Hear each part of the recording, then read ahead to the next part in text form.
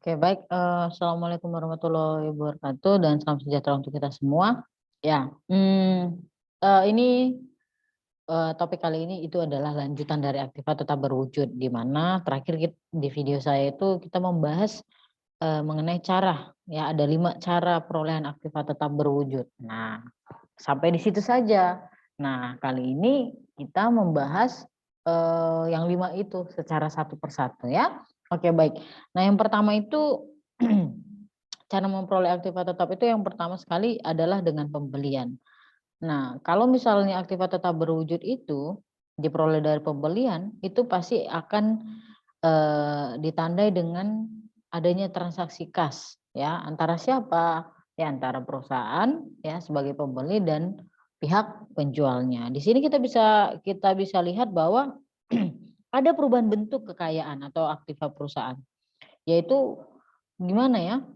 Semula dia berbentuk kas ataupun aktiva lancar begitu ya, itu berubah menjadi aktiva tetap. Nah, begitu ya.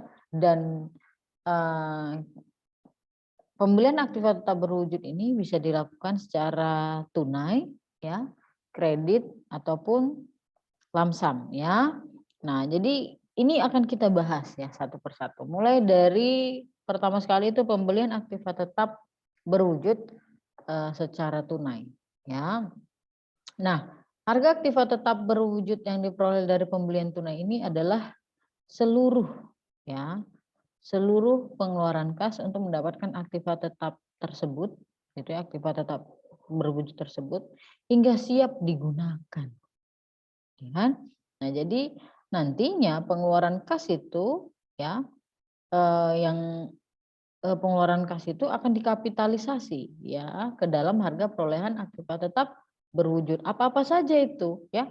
Ada harga faktur atau harga beli ya, biaya asuransi selama perjalanan ya, ongkos pengiriman yang menjadi tanggung jawab oleh perusahaan, biaya pemasangan, percobaan serta biaya-biaya lain.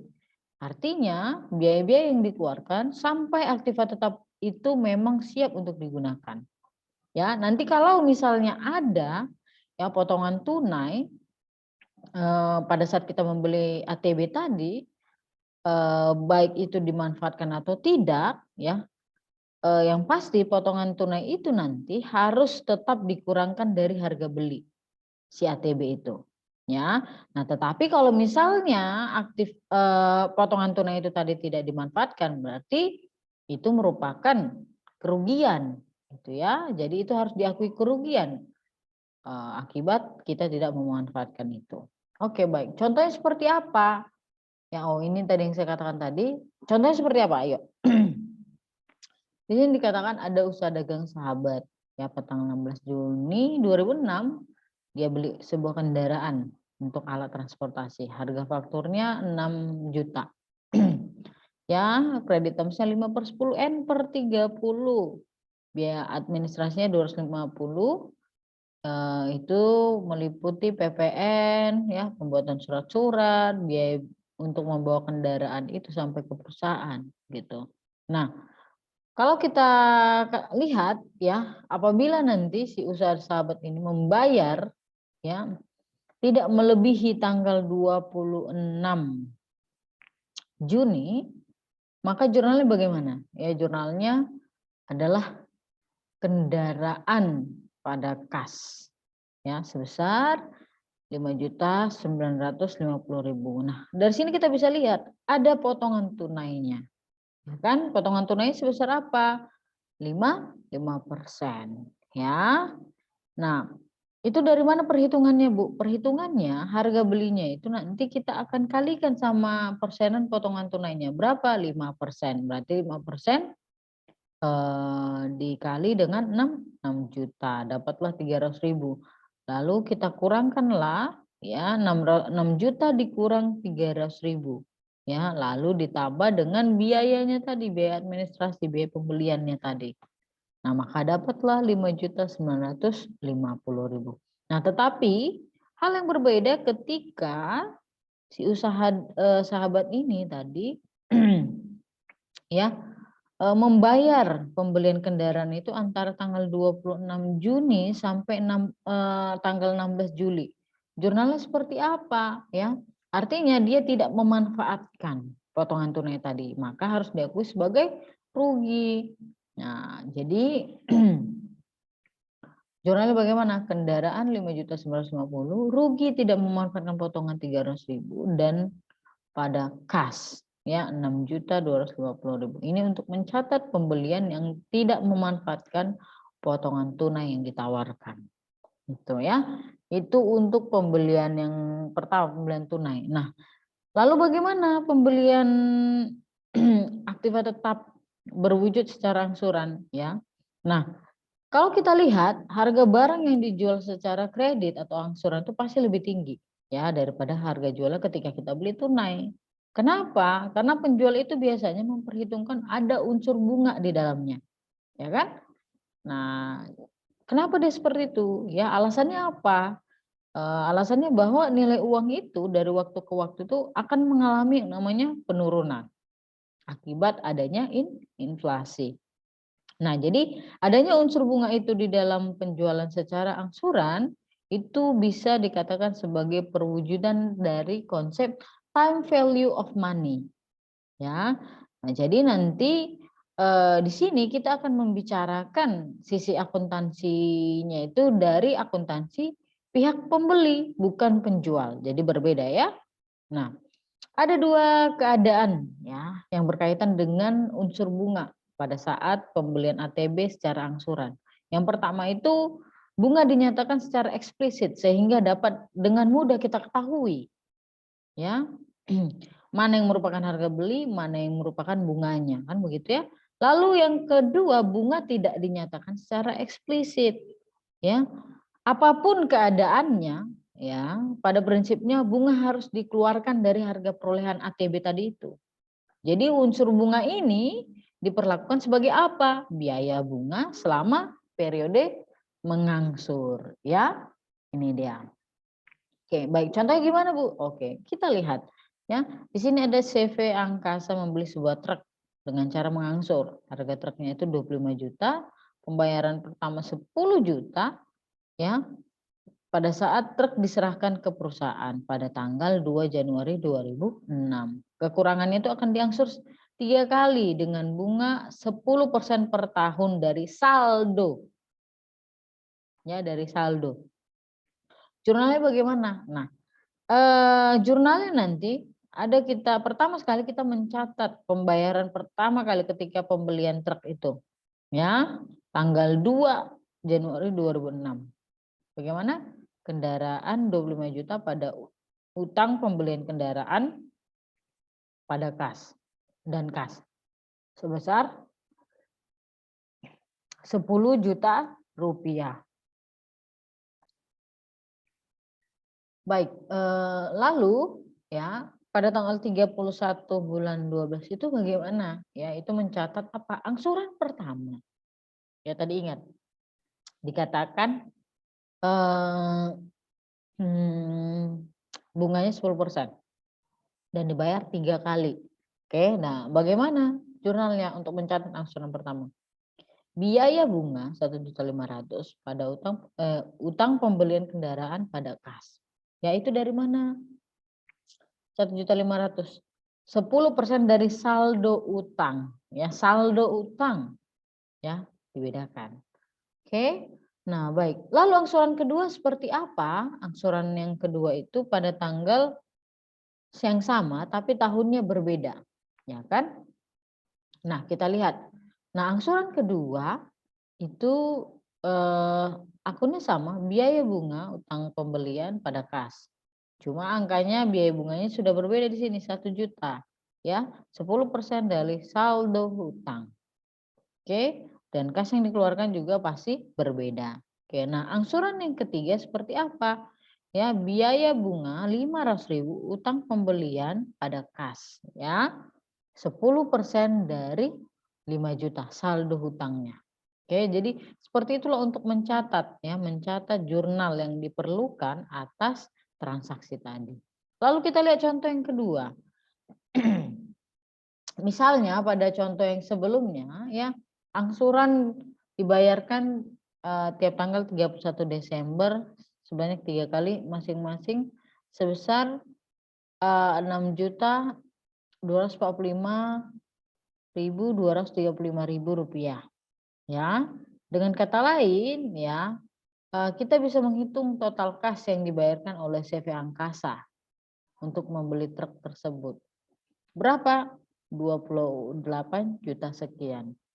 Yaitu ya, kita bisa melihat itu dari mana 10 juta ditambah 3 dikali 6 juta tadi ini. Ya, ternyata kalau kita lihat-lihat, ya kan, jumlahnya itu ada selisih. Selisihnya sebesar 3 juta sekian. Nah, selisih inilah yang akan kita akui sebagai biaya bunga. Nah, pertanyaannya adalah berapa tingkat bunga yang diperhitungkan pada saat jual beli angsuran itu tadi. Nah, untuk singkatnya ya, tingkat bunga yang diperhitungkan adalah 12% dengan cara coba-coba nih ya, trial and error. Nah, jadi nanti kita bisa lihat bagaimana pengakuan biaya bunganya tiap angsuran ya. Nah, contoh nih, lihat ya. Tanggalnya kita buat ini ya. Pokok utangnya tadi 15 juta. Nah, ini angsuran pertama, kedua, ketiga. Nah, tadi katanya diangsur selama 3 kali jumlahnya sekian, tetap begitu ya. Nah, kita coba-coba tingkat bunganya itu 12% dari saldo utang. Tinggal kita kalikan. Seperti itu. Ya. Lalu masuklah hutangnya sekian, dikurangkan sama ini ya, pokok utang kurang utang, dapatlah sisa pokok utang. Lalu angsuran kedua sama seperti itu juga ya. Nah, sehingga nanti kita akan ketahui ya berapa ya biaya bunganya gitu ya. Oke, baik. Lalu bagaimana jurnalnya? Nah, jurnalnya sama aja ya, jurnalnya sama. Kita lihat ya, mulai kita dari pembelian pertama ya, kendaraan, utang pada utang dan kas ya, kendaraan pada utang dan kas. Nilainya kendaraan itu 25 juta ya, ini yang dikasih pada saat truk diserahkan, ini saldo hutangnya. Nah, biaya bunganya tadi berasal dari mana? Ya, berasal dari tabel yang itu tadi. Ya. Ini utangnya, utangnya itu berasal dari mana? Tabel yang ini ya, utangnya. Lalu akunnya sama aja ya, biaya bunga, utang pada kas. Ya, ini untuk angsuran yang pertama. Ya, jadi nanti dari mana biaya bunganya ini, Bu? Biaya bunganya tadi dari tabelnya tadi, ya. Ini tadi yang kita hitung. Ya, kita coba-coba 12% dari saldo utang. Begitu juga dengan untuk mencatat angsuran yang kedua dan yang ketiga, ya, sama akunnya. Oke. Nah, baik. Itu untuk angsuran. Ya, itu untuk angsuran. Oke. Nah, jadi yang ketiga itu dengan gabungan. Ya, pembelian secara gabungan. Nah, kadangkala perusahaan itu membeli beberapa jenis ATB tadi itu sekaligus dengan satu harga gabungan. Nah, ini dilakukan kenapa? Biasanya akan menghasilkan harga yang lebih murah. Alasan lainnya apa? Ya, ada alasan lainnya bahwa hanya mau menjual barangnya itu ya hanya apabila dibeli dengan cara lamsam. Ya. Nah, pencatatan terhadap harga perolehan ATB ini yang dibeli secara lamsam itu dilakukan secara terpisah untuk masing-masing jenis. Nah, oleh karena itu ya, harga gabungan itu harus dialokasikan ke tiap jenis ATB tadi agar kita bisa dapat tuh berapa harga perolehan masing-masing dari ATB itu tadi. Ya, ini memang dasar pengalokasian ini memang berdasarkan SAK ya. Apa itu nilai wajar atau harga pasar masing-masing dari ATB itu tadi. Nah, jadi apabila ya harga pasar masing-masing ATB tadi itu tidak diketahui, bisa digunakan dasar alokasi lain yang memang dirasa ini nih nilai wajarnya begitu ya. Nah, apabila pun nanti tidak bisa kita alokasikan gitu ya, berarti manajemen yang menentukan berapa harga perolehan ATB tadi. Ya. Oke, baik. Contohnya gimana? Contohnya PT Nirwana membeli sebuah aktiva tetap ya dari perusahaan yang baru saja gulung tikar katanya. Aktiva tetap yang dibeli itu terdiri atas bidang tanah, bangunan, pabrik, dan mesin-mesin yang semuanya nanti akan dioperasikan kembali oleh si PT ini. Harga yang disepakati adalah 850, biaya administrasi dan lain segala macamnya 50 juta. Nah, pada tanggal pembelian diketahui harga pasarnya untuk masing-masing tadi itu tanah, bangunan, mesin, dan iya, tanah, bangunan, dan mesin tuh ya seperti ini. Tanahnya 600 ya, bangunannya 300, mesinnya 300. Jadi totalnya 1,2 M. Nah, maka jurnal yang dibuat oleh PT Nirwana atas pembelian tadi itu bagaimana? Ya, seperti biasa ya. Tanah, bangunan, mesin pada kas. Nilainya tadi berapa? 900 juta.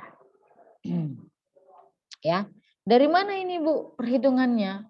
Tadi kan tanah, bangunan sama mesin itu kan 850, 50-nya itu kan 900 ya. Kita alokasikan ya, kita alokasikan ya. Contoh tanah ya. Tanahnya tadi kan harga pasarnya berapa? Nilai ya harga pasarnya berapa? 600 juta. Ya. Lalu berapa total keseluruhannya harga pasar tiga-tiganya? 1,2 M dikali 900 juta. Total harga perolehan ya yang dibeli oleh si PT dari perusahaan yang belum tikar tadi. Maka dapatlah 450 juta. Hal yang sama ketika kita menghitung bangunan pabrik. Kenapa dia 225 ya? Sama 300 juta harga pasarnya per 1,2 dikali 900 juta. Begitu seterusnya untuk mesin juga. Oke, itu ya. Jadi tadi kita udah bahas secara tunai, angsuran, dan lamsam. Oke, baik. Bagaimana kalau kita memperoleh ATB itu dengan cara membuat sendiri ya. Nah, kalau kita lihat ada 4 alasan yang menyebabkan perusahaan itu membuat sendiri ATB-nya. Yang pertama, mengharapkan adanya penghematan ya, lalu memanfaatkan fasilitas yang menganggur, lalu mendapatkan suatu ATB dengan kualitas yang baik. Lalu yang keempat, tidak ada pihak lain yang menyediakan ATB yang memang dibutuhkan oleh si perusahaan sesuai dengan kriteria yang dia inginkan. Jadi nantinya ya aktiva tersebut diakui berdasarkan biaya perolehan ya, yang meliputi apa ya, yang meliputi seluruh biaya yang berkenaan dengan pembuatan si ATB tadi sehingga siap digunakan ya, sampai dia siap digunakan ya.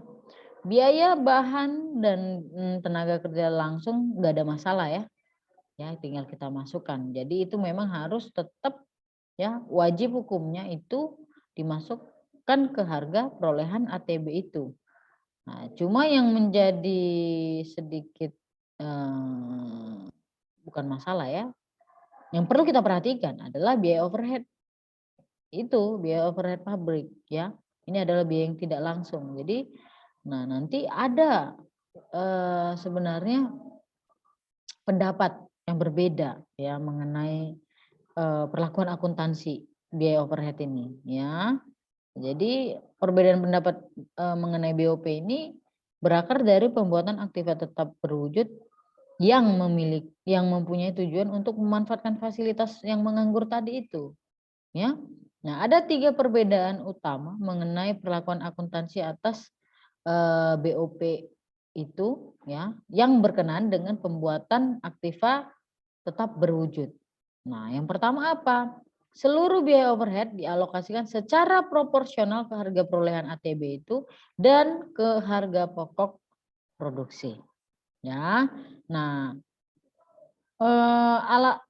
alasan atas pendapat ini bahwa pada kenyataannya aktiva yang dibuat sendiri ya serta produk rutin perusahaan itu secara bersama-sama itu sebenarnya menikmati biaya overhead tadi.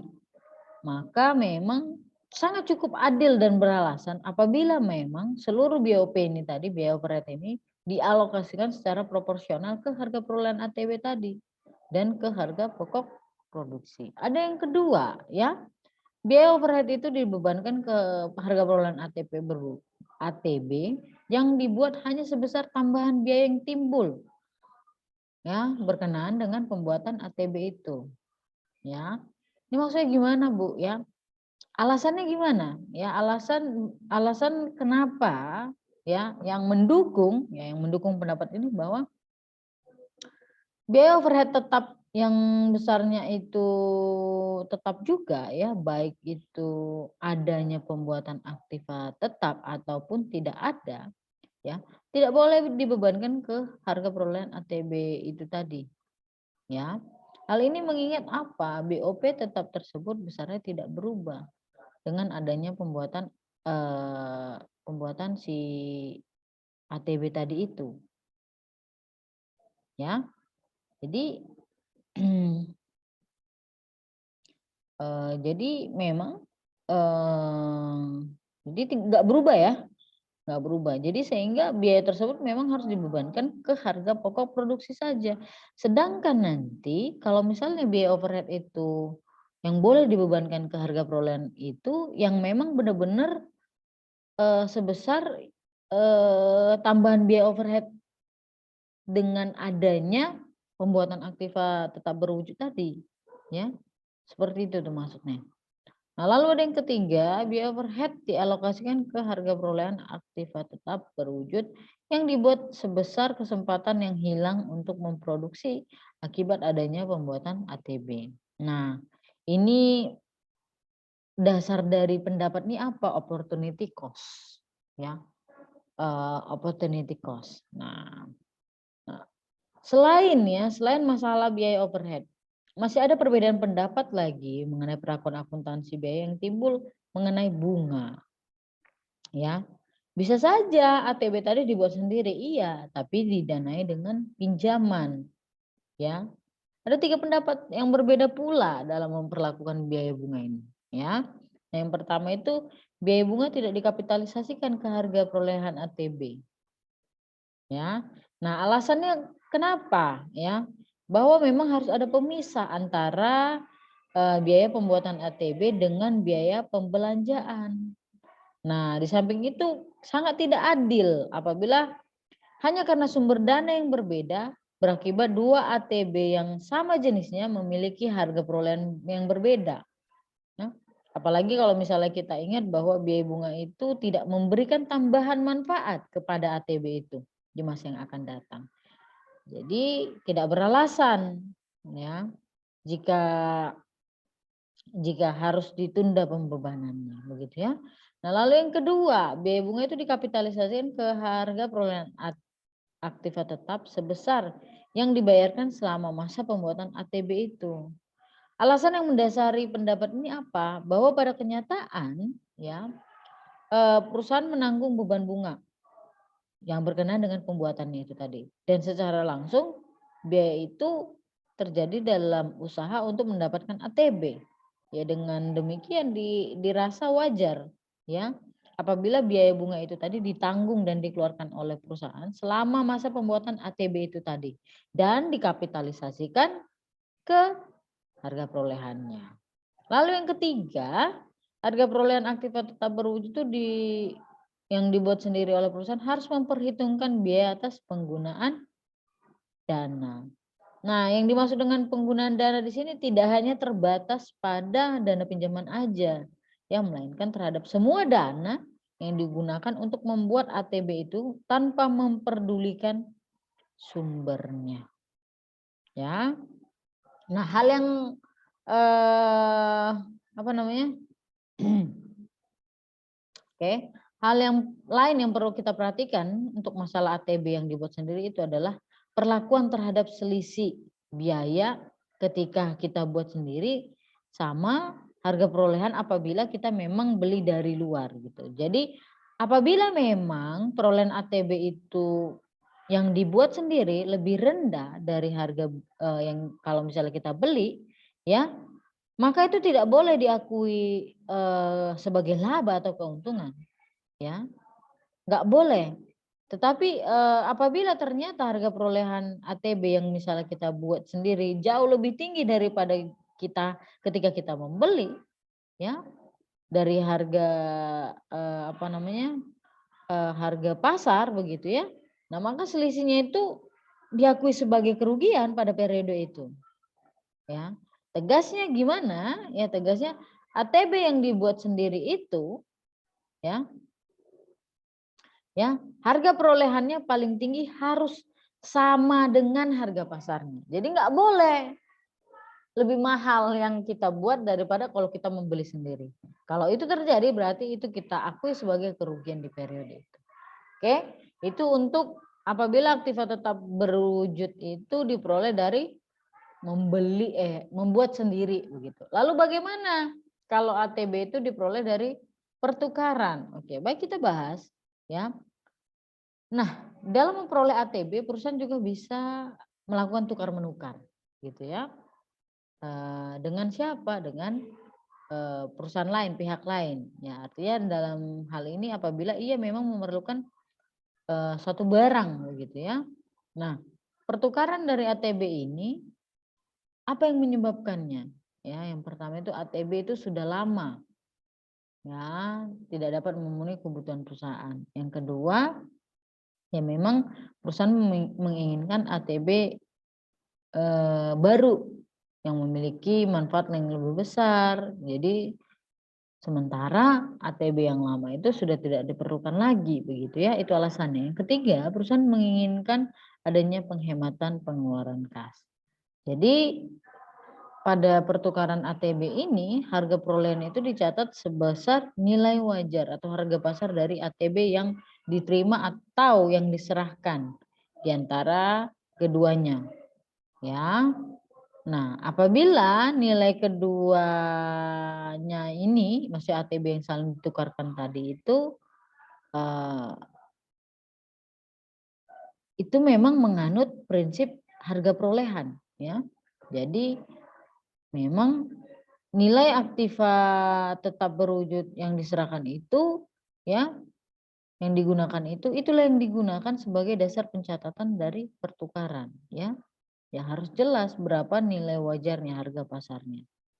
Nah, apabila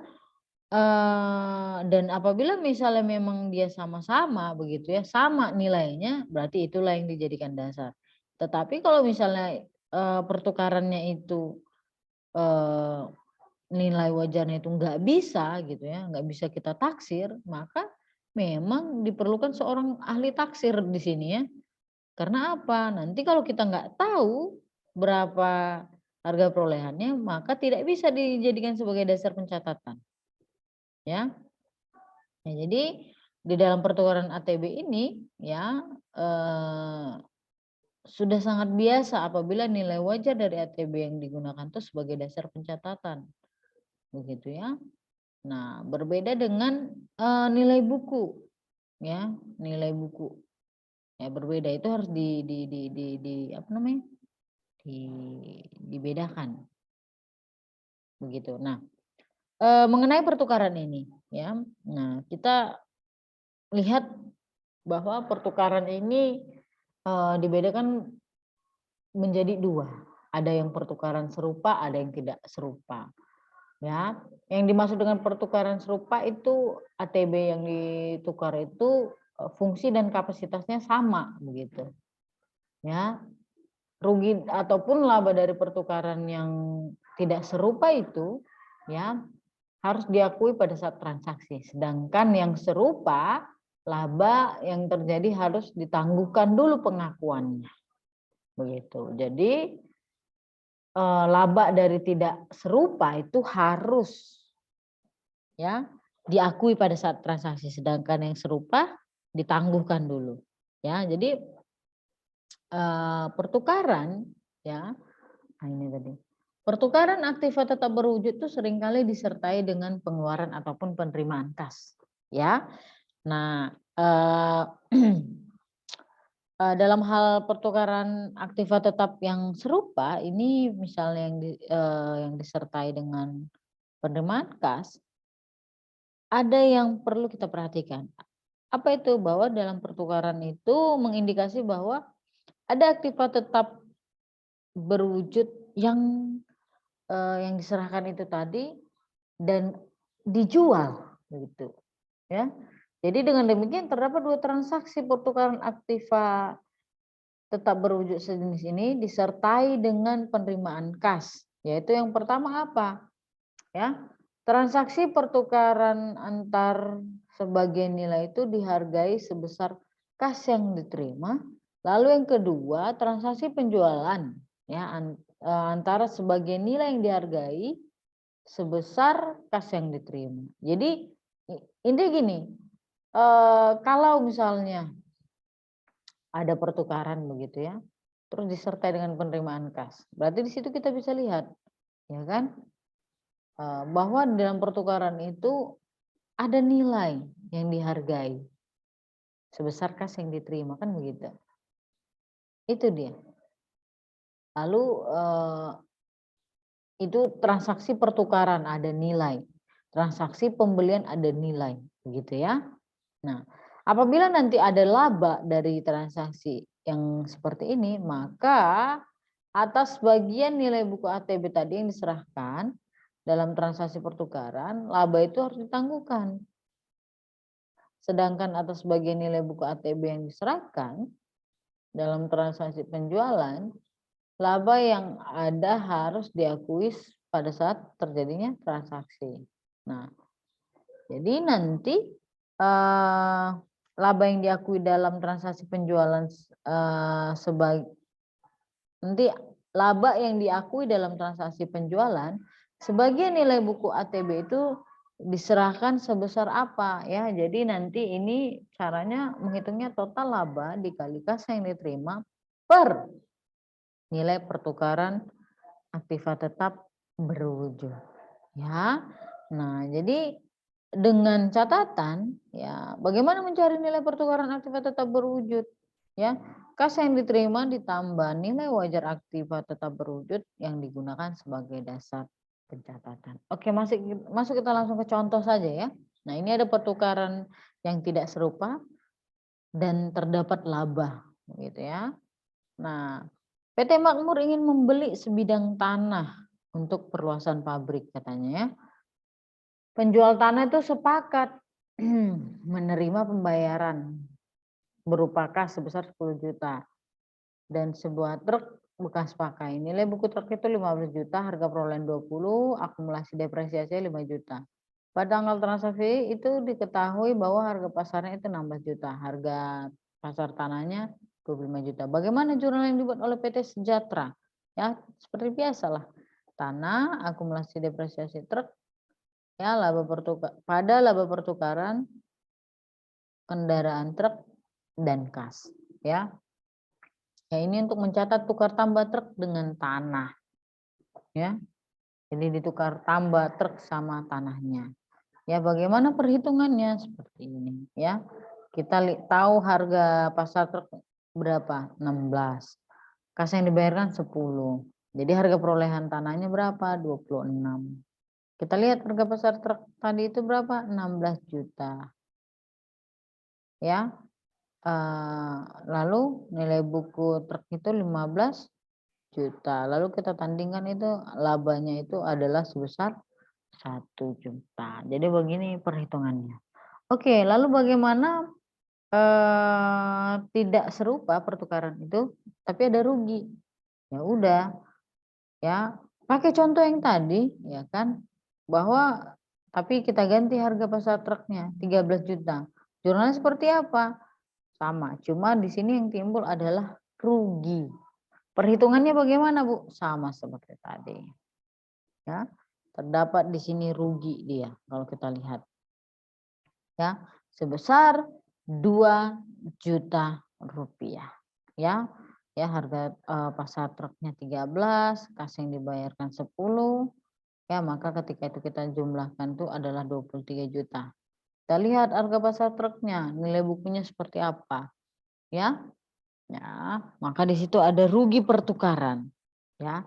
Ini kita mencatat ya yang dibuat oleh si PT Sejahtera. Oke. Nah, lalu bagaimana contoh yang serupa ya dan di dalamnya ada rugi sama dan tidak ada penerimaan kas ya. Contohnya CP Bahari bermasuk hendak menukar kendaraan untuk direksi dengan jenis yang lebih baru. Nilai kendaraan lama itu 5 juta, harga perolehannya 7,5 dan akumulasinya 2,5. Harga kendaraan baru itu jika dibeli tunai ya 15 juta. Dalam transaksi ini CV Bahari harus membayar sebesar 11 juta. Nah, bagaimana jurnalnya? Ya, jurnal untuk tukar tambah ini tadi. Ya. Terdapat rugi dan tidak ada penerimaan kas. Ya, berarti kita lihat jurnalnya adalah kendaraan baru ya. Akumulasi depresiasi yang lama sama rugi pertukaran pada kendaraan yang lama dan kas. Ya. Ini dia. Bagaimana perhitungannya? Kita lihat harga pasar kendaraan barunya berapa tadi? 15 juta kan? Kas yang dibayarkan berapa? 11 juta. Berarti harga jual kendaraan lama itu 4 juta. Nah, nilai bukunya sebenarnya itu 5 juta. Berarti kita ada rugi pertukaran sebesar 1 juta. Oke? Nah, ini pertukaran serupa terdapat laba pertukaran tanpa ada penerimaan kas. Nah, hati-hati tadi terdapat rugi. Nah, sekarang laba. Oke? Nah, contohnya masih yang sebelumnya. Nah, tetapi katanya si CV Bahari itu harus membayar 7,5 juta. Jurnal yang dibuat si CV bagaimana? Kendaraan baru, akumulasi depresiasi kendaraan pada kendaraan lama dan kas. Perhitungannya bagaimana? Perhitungan gampang. Harga pasar kendaraan barunya berapa? 15. Nah, kas yang dibayarkan 7,5 tadi ya. Nah, harga jual kendaraan lama berarti 7,5 juga. Gitu kan? Nilai buku kendaraan lamanya berapa? 5 juta. Ya, berarti laba ada muncul di sini laba yang memang pengakuan itu harus ditunda sebesar 2,5 juta. Harga pasar kendaraan baru berapa? 15 juta. Nah, ketika kita tandingkan di sini, maka dapatlah dia nanti harga perolehan. Ya, harga perolehan kendaraan baru itu sebenarnya 12.500.000. Nah, jadi dari contoh 1 dan 2 itu kita bisa lihat bahwa transaksi pertukaran ya yang serupa apabila terjadi kerugian maka kerugian itu harus diakui. Tapi ketika ada laba, maka itu harus ditunda dulu pengakuannya. Ya, dengan jalan mengurangkan laba tersebut pada harga perolehan ATW tadi yang diterima sehingga nanti beban biaya depresiasi periodik untuk aktiva tetap berwujud itu nanti lebih kecil dia jatuhnya. Oke? Nah, lalu ini ada lagi contoh ya. Contoh aktiva tetap pertukaran ya, pertukaran aktiva tetap berwujud serupa dan ada penerimaan kas. Contohnya gimana? Pedagang makmur menukar almari tempat dagangan ya, ke yang lebih sederhana. Harga perolehan almari lama tuh 250, didepresiasikan 50.000. Harga almari baru itu 225. Dan dari transaksi ini usaha dagang makmur tadi itu menerima kas sebesar 25.000. Jurnalnya bagaimana? Ya, kas perabotan toko yang baru, akumulasi depresiasi perabotan toko pada laba penjualan dan perabot toko yang lama. Itu untuk mencatat pertukaran almari. Perhitungannya bagaimana, Bu? Ya, kita lihat dulu harga pasar yang baru, almari baru 225. Kas yang diterima berapa? 25.000. Berarti kita tandingkan ini, harga jual almari lama berarti 250.000. Nilai bukunya berapa? 200.000. Nah, ketika kita tandingkan berarti ini kita dapat laba. Ya. Lalu kita lihat Bagian laba dari transaksi penjualan yang diakui pada saat transaksi 5.000. Hitungannya itu dari mana, Bu? 5.000 itu 50.000 ya. Total labanya dikali 25.000 kas yang diterima per ya 25.000 ditambah 225.000 sama dengan 5.000. Itu jalannya. Ya, untuk mendapatkan bagian laba dari transaksi penjualan yang diakui pada saat transaksi. Ya. Kalau pada saat ditunda ya tinggal kita tandingkan. Yang ditunda pengakuannya kita tandingkan 50.000 dikurang dengan 5.000, 45.000. Nah, harga pasar almari yang baru berapa? Ya, 225. Ya. Lalu nanti dapatlah harga perolehan almari yang baru. Ya kita tandingkan itu 180.000. Nah, ini tadi. Nah, ini dia rumusnya itu. Oke, itu untuk pertukaran. Lalu bagaimana pertukaran dengan aktiva tetap? Lalu bagaimana dengan pertukaran surat berharga? Nah, kalau misalnya ATB yang diperoleh melalui pertukaran dengan surat berharga, pengakuan harga perolehannya itu pada dasarnya sama dengan pertukaran aktiva tetap berwujud karena ya apa namanya sama yang sebelumnya gitu loh. Karena apa? Karena keduanya sama-sama transaksi yang non moneter kan begitu ya. Artinya dengan demikian ya seperti pada pertukaran ATB ya, harga perolehan ATB yang diterima dicatat sebesar apa? Nilai wajar, sama seperti tadi ya, harga pasar ATB yang diterima atau surat berharga yang diserahkan. Tergantung antara kedua belah pihak gitu ya. Nah, bagaimana contohnya? Langsung kita lihat contohnya. Ya. PT Andalas membeli sebuah mesin yang dibayar dengan 1.000 lembar saham biasa perusahaan. Ya, nilai nominalnya itu 10.000 per lembar saham. Harga pasar mesin yang dibeli itu pada saat tanggal transaksi itu 11 juta. Bagaimana PT yang dibuat? PT. Bagaimana jurnal yang dibuat oleh si PT? Ya, mesin pada modal dan agio. Terdapat di sini agio ya. Terdapat agio. Ya, mesinnya tadi berapa? 11 juta. Modal sahamnya berapa? 1.000 lembar. Harga per lembarnya berapa? 10.000. Ya, berarti 10 juta. Ya. Nah, ada agio di situ. Ya, ada agio timbul yang 1 juta. Ya, di sini kita bisa lihat bahwa apabila harga pasar dari ATB itu yang kita terima lebih besar dari total nominal saham yang kita serahkan, maka selisihnya itu tidak diakui sebagai laba pertukaran, melainkan dicatat sebagai agio. Yang mana ini merupakan unsur dari modal yang disetor. Demikian sebaliknya. Ya, demikian sebaliknya. Ya.